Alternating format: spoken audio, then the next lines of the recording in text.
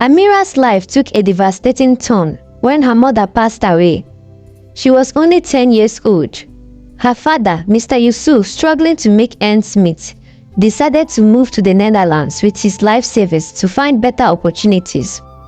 Amira, I will be going to the Netherlands. I need to make enough money so that we can relocate to the city, and you will register for your secondary school education in a good school. I will take you to Uncle Ibrahim's house in Lagos State. You will live with his family until I return.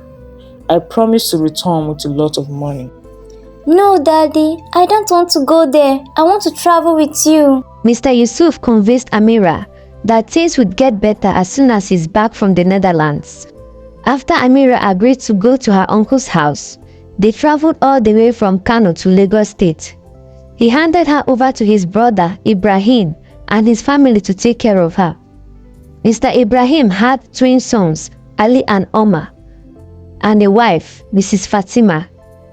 Amira was happy to be with her twin cousins, Ali and Omar. She loved playing with them, but Uncle Ibrahim's wife, Aunt Fatima, was cruel and heartless. He didn't want Amira around and thought she was a burden.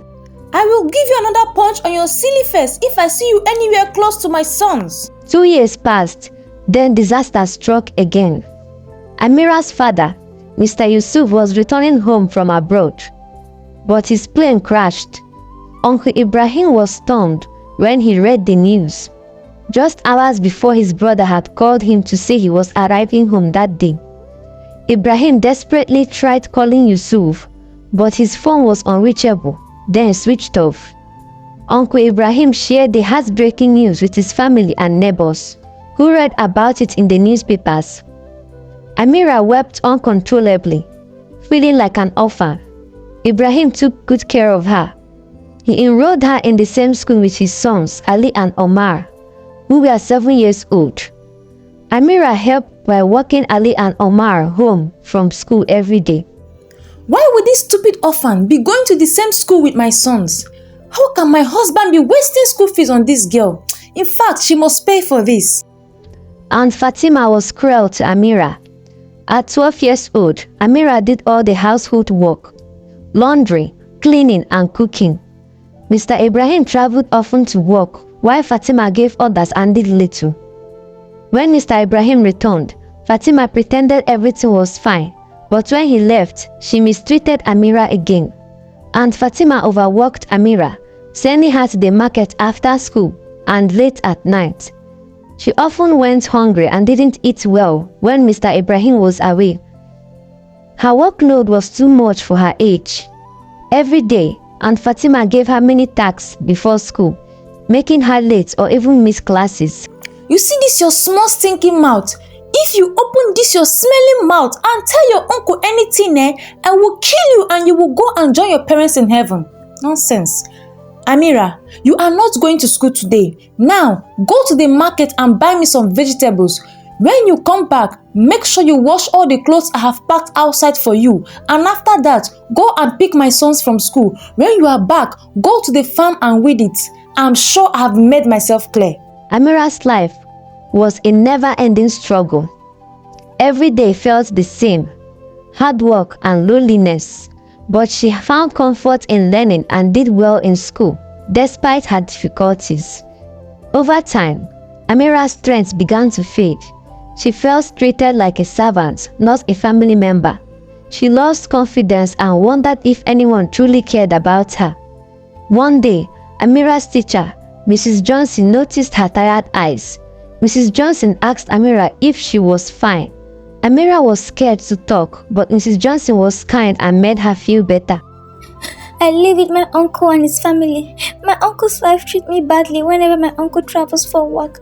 I do all the chores and she don't care about me. Mrs. Johnson listened attentively, her heart aching for the young girl.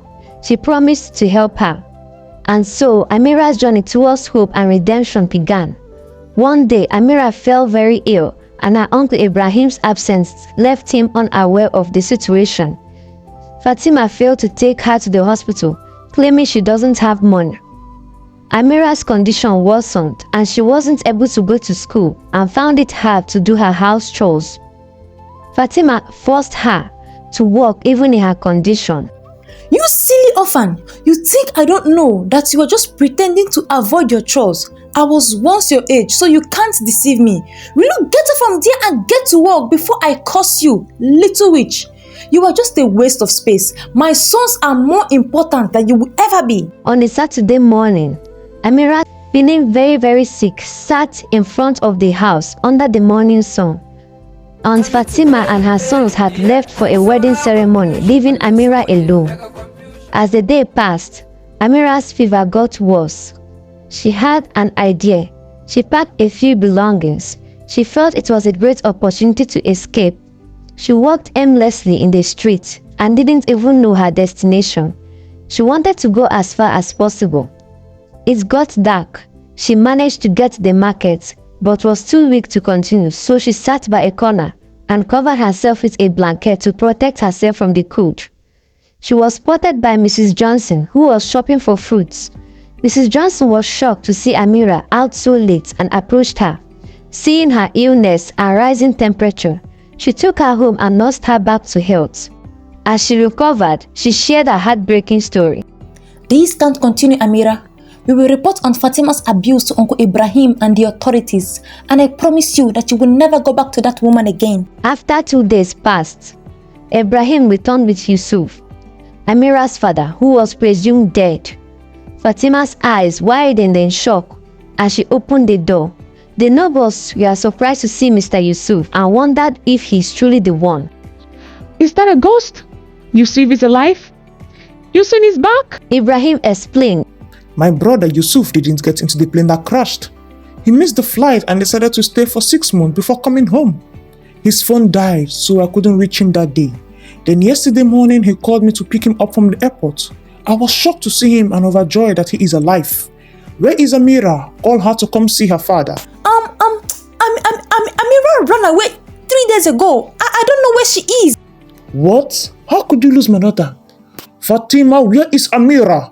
Does this mean that you cared less of my niece? This is unbelievable. We must find her. Let's go to her school first. At school, they met Mrs. Johnson, Amira's teacher. She told them everything and how Fatima mistreated her each time Mrs. Ibrahim traveled. She explained that she had to take Amira in. Fatima, how could you be so heartless? You will face the consequences of your actions, and I would have to marry another wife. Ibrahim and Yusuf found Amira at Mrs. Johnson's home. Amira's eyes sparkled. Daddy, you are alive! Yes, my daughter. I missed the flight that crashed. She beamed with joy. She ran and hugged her father. I have come to say thank you so much, Mrs. Johnson, for taking good care of my daughter. I will pay you greatly for this. Ibrahim married another wife. Fatima regretted her mistakes, left to care for the sons alone and do all the house chores on her own.